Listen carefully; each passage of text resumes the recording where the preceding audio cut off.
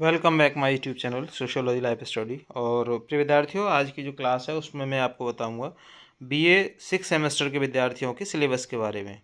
तो रुहेलखंड विश्वविद्यालय बरेली से संबद्ध जितने भी महाविद्यालय हैं उन महाविद्यालयों के वे विद्यार्थी जो बीए 3rd सेमेस्टर में इस बार आए हैं और जिनके पास सोशियोलॉजी एक सब्जेक्ट के रूप में है, तो उन विद्यार्थियों के लिए उनका जो सिलेबस है उस सिलेबस में क्या क्या पढ़ना है, उस सिलेबस में क्या क्या होगा, कौन कौन से पेपर्स होंगे और इसके साथ ही जो प्रैक्टिकल एग्ज़ाम होगा उसमें आपका नाम क्या होगा उस प्रैक्टिकल का और क्या आपको करना होगा, इन्हीं सब बिंदुओं पर आज की क्लास में हम चर्चा करने वाले हैं।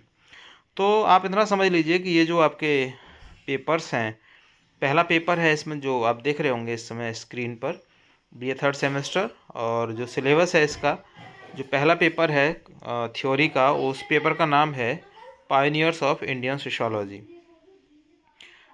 ये मैं आपको अभी यहाँ पे दिखाता हूँ। देखिए ये जो लिखा हुआ है ना, पायनियर्स ऑफ इंडियन सोशियोलॉजी, ये आपके पेपर का नाम है। तो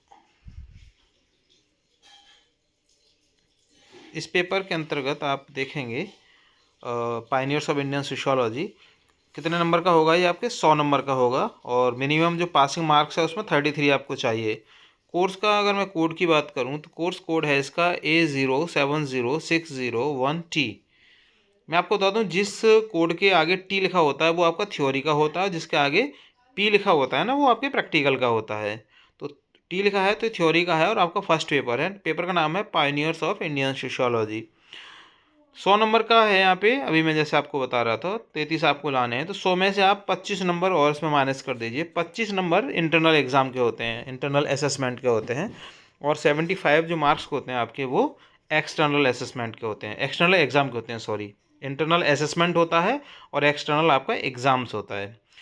पता होगा आपको, पिछली कक्षाओं में भी आप पढ़ चुके हैं, इस बात को जानते होंगे कि एक्सटर्नल एग्ज़ाम यूनिवर्सिटी कंडक्ट कराती है और 25 नंबर का जो इंटरनल असेसमेंट होता है वो जो आपका कॉलेज है वो उनको कांटेक्ट कराता है।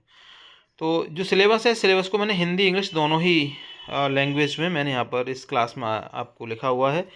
फ़िलहाल पहले हम इंग्लिश की बात करते हैं, जैसा कि यूनिवर्सिटी की वेबसाइट पर अवेलेबल है।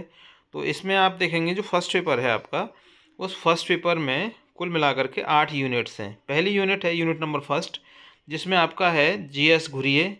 जो जीएस घुरिए हैं उनका जो टॉपिक्स हैं या जो चैप्टर्स हैं उनके नाम हैं इसमें कास्ट, इंडियन साधुस और रूरल अर्बन कम्युनिटी। तो एक तरीके से आप देखेंगे तो जैसे कास्ट है या इंडियन साधु, ये उनकी किताब भी है और ये उनकी थ्योरी भी है। ये डीएन मजूमदार का है कास्ट ट्रैवल इंटीग्रेशन। इसके बाद सेकंड यूनिट में है आपके राधा कमल मुखर्जी, और राधा कमल मुखर्जी का सोशल स्ट्रक्चर ऑफ वैल्यूज़ और सोशल इकोलॉजी, ये आप चैप्टर से इसमें पढ़ेंगे। थर्ड यूनिट में डीपी मुखर्जी का है Indian culture and diversities, modernity, Indian youth, Marxology. Fourth unit में है इरावती करबे और इनकी जो थ्योरी है वो है किनशिप इन इंडिया, और आईपी देसाई, उनका है इंडियन फैमिली। फिफ्थ जो यूनिट है उसमें एमएन श्रीनिवास, जिनकी जो थ्योरीज हैं, पहली है संस्कृताइजेशन, वेस्टर्नाइजेशन, सेकुलराइजेशन और डोमिनेंट कास्ट। सिक्स यूनिट में है एससी दुबे, जिनका Indian village, tradition, modernization and development. और यूनिट नंबर 7 में है एआर देसाई, इनके जो थॉट्स हैं उसमें है social background of Indian nationalism, Marxist approach to study Indian society. और लास्ट यूनिट यानी यूनिट नंबर 8, जिसमें आंद्रे वेते के जो चैप्टर्स हैं वो हैं आपके कास्ट, क्लास एंड पावर और एग्रेरियन स्ट्रक्चर। तो ये आपका जो पेपर है फर्स्ट पेपर, उस फर्स्ट पेपर में 8 यूनिट के अंतर्गत इन चैप्टर्स को पढ़ेंगे। ये आपके सिलेबस में आपके दिए हुए हैं। जैसे अगली जो क्लासेस होंगी मैं वहाँ पर इनको 1 बाई 1 क्रम से आपको समझाता भी जाऊँगा कि क्या क्या इसमें है। अब बात करते हैं आपका इसका थ्योरी का जो सेकंड पेपर है उसके बारे में। सेकंड पेपर का जो पेपर कोर्स कोड है वो है A070602T, और जो पेपर है आपका उस पेपर का नाम है जेंडर एंड सोसाइटी। देखो यहाँ पे लिखा हुआ है जेंडर एंड सोसाइटी, ये आपके पेपर है। और इस पेपर में आपको क्या पढ़ना है इसके बारे में देख लेते हैं। तो पहला यूनिट है, इसमें भी 8 यूनिट दिए गए हैं। पहला यूनिट है जेंडर वर्सेस सेक्स, यानी culture versus biology. Equality versus differences, gender roles, social construction of gender, gender and sexuality. मतलब this is very important paper for everyone. जो विद्यार्थी है ना, अगर आप इसको पेपर को पढ़ेंगे तो आपको एक नॉलेज भी मिलेगी और इसके साथ जो इंडियन सोसाइटी है उसको समझने का पूरा पूरा मौका आपको इस पेपर के माध्यम से मिलता है। सेकंड यूनिट है women in family, socialization and gender, feminist movement, understanding gender inequality, caste and classes. Third unit है उसमें है gender perspective, liberal, Marxian, socialist और रेडिकल। फोर्थ यूनिट में है patriarchy and gender, sexual division of labour, masculinity versus femininity. Fifth unit में है women and society in India, demographic profile, population and gender, population, gender and migration. Six unit में है women in economy, work and property rights, women and power and subordination, women and education, women and health. Unit number 7 में है crime against women's, infanticide, domestic violence, honour killing, harassment at workplace. और last unit number जो 8 है आपकी, उसमें है constitutional safeguards and provision regarding women, programmes and policies regarding upliftment of women, personal laws, law as tool of emancipation of women's, women rights as human rights, gender and human rights।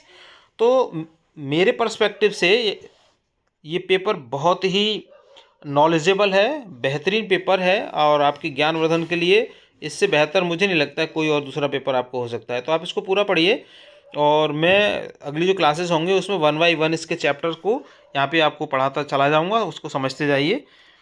और इसके बाद में जो आपका third paper होगा, third paper का मतलब है यहाँ पे थर्ड जो होगा ना वो आपका होगा प्रोजेक्ट वर्क। तो दो आपके थ्योरी के पेपर हैं और तीसरा जो है वो आपका क्या है, प्रैक्टिकल है। तो उस प्रैक्टिकल में आपको जो है वो उसमें दिया गया है field work oblique case study oblique project work. तो इस तरह से आपके ना 3 बिंदु हैं यहाँ पर, ये देखो यहाँ पर आप देख सकते हैं। इनमें से ये आपका तीसरा प्रैक्टिकल का पेपर है। इस प्रैक्टिकल के पेपर का नाम है field work oblique case study oblique project work. अर्थात इसमें आपको क्या करना है कि इनमें 3 ऑप्शन आपके पास हैं। या तो आप फील्ड वर्क कर सकते हैं, किसी पर्टिकुलर टॉपिक पर केस स्टडी कर सकते हैं, या किसी एक पर्टिकुलर जो टॉपिक है उस पर अपना प्रोजेक्ट बना सकते हैं।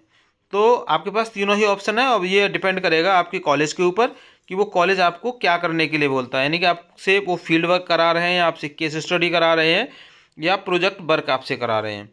तो ये भी पूरा 100 नंबर का है। 25 नंबर का इसमें इंटरनल असेसमेंट होता है और 75 नंबर का इसमें एक्सटर्नल होता है, जिसमें एग्जामिनर्स आते हैं, यूनिवर्सिटी अपॉइंट करती है, वो आपका वाइवा लेते हैं उसी पर जो आपने फील्ड वर्क किया है या आपने केस स्टडी किया है या आपने कोई भी प्रोजेक्ट वर्क तैयार किया है उसको लेकर के। तो ये जो आप काम करेंगे इस पेपर में, जो इसका पेपर का कोड है, देखो यहाँ पे आप देख रहे होंगे पेपर का कोड है A070603R। मैंने अभी आपको बताया था ना, जिसके लास्ट में T लिखा होता है वो कोड होता है थ्योरी का, और जिसके लास्ट में R लिखा होता है वो आपके प्रैक्टिकल का आपका मतलब कोड होता है। तो उसके आगे P लिखा होता है, R लिखा होता है। R से मतलब है यहाँ पर रिसर्च। इसके जो टॉपिक्स दिए गए हैं वो इसमें 4 टॉपिक दिए गए हैं। पहला टॉपिक है नोइंग अबाउट फील्ड वर्क, मतलब फील्ड वर्क के बारे में आप जानें। Selection of research problem for research project and field work, जो शोध समस्या है और जो आपके शोध की प्रोजेक्ट है, शोध कार्य परियोजना है और जो फील्ड वर्क है ना, उसका सिलेक्शन आप कैसे करेंगे इसके बारे में फर्स्ट यूनिट में आपको बताया जाता है। Concept of universe and units. Second जो आपकी यूनिट है उसमें रिसर्च डिजाइन, जो शोध आप कर रहे होते हैं उसकी डिजाइन को आप कैसे तैयार करते हैं, कैसे बनाते हैं, उसकी रूपरेखा को आप कैसे बनाते हैं। Use of census and sampling method to select units of study, जो आप अध्ययन की जो इकाइयाँ हैं उन इकाइयों में जो सेंसस है, निदर्शन है, उसका क्या यूज़ है ना, सैम्पलिंग है उसका यूज क्या है। तो इस थर्ड जो यूनिट है आपकी उसमें है आपका estimation of resources, time, money, human resources, conducting field survey, necessary gadgets and equipments, है ना। आप जो कोई भी रिसर्च वर्क करते हैं ना उसमें कैसे आप एडजस्ट करते हैं उसका कि टाइम कैसे करते हैं, मनी एडजस्टमेंट कैसे करते हैं, ह्यूमन रिसोर्सेज है उसका कैसे आप यूज़ करते हैं, है ना। कंडक्टिंग फील्ड सर्वे, जो जो क्षेत्र का जो आप सर्वे करते हैं, तो उसके लिए क्या क्या जो गैजेट्स हैं या क्या इक्विपमेंट्स हैं उनकी आवश्यकता होती है, वो सब इसमें आपके थर्ड यूनिट में आता है। फोर्थ यूनिट में है classification and tabulation of data, अर्थात आपने चाहे वो फील्ड वर्क किया है, केस स्टडी किया, कोई प्रोजेक्ट बनाया है, उसमें आपने जो डेटा का कलेक्शन किया है, उस डेटा के कलेक्शन करने के बाद में आपके पास एक बहुत बड़ा चैलेंज होता है कि आप उस डेटा का क्लासिफिकेशन कैसे करेंगे, मतलब उसका वर्गीकरण कैसे करेंगे, साथ ही उसका टेबुलेशन मतलब सार्डियन कैसे करेंगे, उसकी टेबल बना करके कैसे उस डेटा को डिफाइन करेंगे। तो ये आपके फोर्थ यूनिट में आता है, यानी क्लासिफिकेशन टेबुलेशन ऑफ डेटा। और उसके बाद में प्रेजेंटेशन ऑफ डेटा और रिपोर्ट राइटिंग, मतलब it is a very important part of your this paper in the last.